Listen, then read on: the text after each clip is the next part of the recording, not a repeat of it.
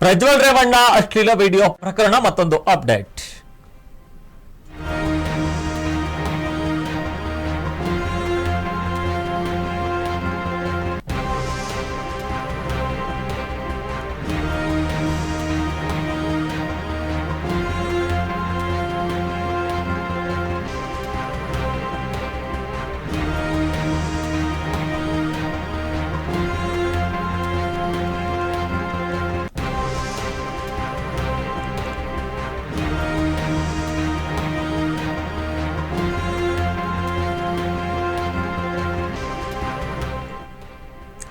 ಪ್ರಜ್ವಲ್ ರೇವಣ್ಣ ಅಶ್ಲೀಲ ವಿಡಿಯೋ ಪ್ರಕರಣ ಷಡ್ಯಂತ್ರ ಮಾಡಿ ರೇವಣ್ಣನ ಜೈಲಿಗೆ ಕಳಿಸಿದ್ದಾರೆ.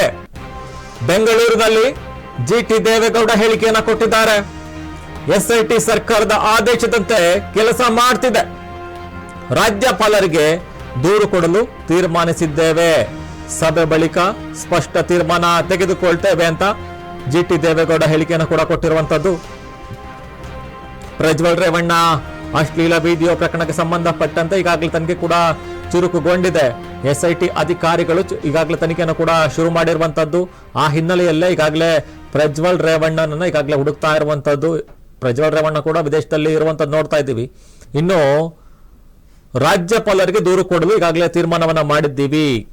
ಷಡ್ಯಂತ್ರ ಮಾಡಿ ರೇವಣ್ಣನವರನ್ನ ಜೈಲಿಗೆ ಕಳಿಸಿದ್ದಾರೆ. ಈಗಾಗಲೇ ಕಿಡ್ನಾಪ್ ಕೇಸ್ಗೆ ಸಂಬಂಧ ಈಗಾಗಲೇ ಜೈಲು ವಾಸವನ್ನು ಕೂಡ ಅನುಭವಿಸ್ತಾ ಇದ್ದಾರೆ.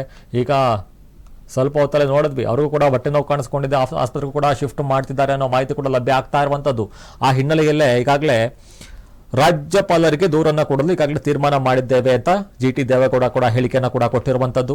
ಪ್ರಜ್ವಲ್ ರೇವಣ್ಣ ಅಶ್ಲೀಲ ವಿಡಿಯೋ ಪ್ರಕರಣಕ್ಕೆ ಸಂಬಂಧಪಟ್ಟಂತೆ ಷಡ್ಯಂತ್ರ ಮಾಡಿ ರೇವಣ್ಣನವರನ್ನ ಜೈಲಿಗೆ ಕಳಿಸಿದ್ದಾರೆ ಅನ್ನೋ ಒಂದು ಮಾತನ್ನು ಕೂಡ ಹಾಡಿರುವಂಥದ್ದು ನೋಡ್ತಾ ಇದ್ವಿ. ಸಾಕಷ್ಟು 3-4 ದಿನಗಳಿಂದ ಸಾಕಷ್ಟು ರಾಜ್ಯ ರಾಜಕಾರಣದಲ್ಲಿ ಬೆಳವಣಿಗೆ ಕೂಡ ಆಗ್ತಾ ಇರುವಂಥದ್ದು ನೋಡ್ತಾ ಇದ್ದೀವಿ. ಇನ್ನು ಪ್ರಮುಖವಾಗಿ ಎಸ್ಐಟಿ ತನಿಖೆ ಏನಾಗ್ತಾ ಇದೆ ಅದರಲ್ಲಿ ಲೋಪ ಕಂಡು ಬರ್ತಾ ಇದೆ. ಷಡ್ಯಂತ್ರ ಮಾಡಿ ರೇವಣ್ಣನವರನ್ನ ಜೈಲಿಗೆ ಕಳಿಸಿದ್ದಾರೆ ಅನ್ನೋ ಆರೋಪವನ್ನು ಕೂಡ ಮಾಡ್ತಾ ಇರುವಂತದ್ದು. ಇನ್ನು ಸಾಕಷ್ಟು ಪ್ರತಿಭಟನೆ ಕೂಡ ಆಗಿತ್ತು. ಇನ್ನು ಪ್ರಮುಖವಾಗಿ ಜೆಡಿಎಸ್ನ ಕಾರ್ಯಕರ್ತರು ಎಲ್ಲೆಡೆ ಪ್ರತಿಭಟನೆ ಮಾಡಿರುವಂತದ್ದು ಕೂಡ ನೋಡ್ತಾ ಇದ್ದೀವಿ. ಹಾಗಾಗಿ ಎಲ್ಲ ಒಂದು ಕಡೆ ಬೆಂಗಳೂರಿನಲ್ಲಿ ಜಿಟಿ ದೇವೇಗೌಡ ಹೇಳಿಕೆಯನ್ನು ಕೂಡ ಕೊಟ್ಟಿರುವಂತದ್ದು. ಎಸ್ಐಟಿ ಸರ್ಕಾರದ ಆದೇಶದಂತೆ ಕೆಲಸವನ್ನ ಮಾಡ್ತಿದೆ. ರಾಜ್ಯಪಾಲರಿಗೆ ದೂರು ಕೊಡಲು ತೀರ್ಮಾನಿಸಿದ್ದೇವೆ.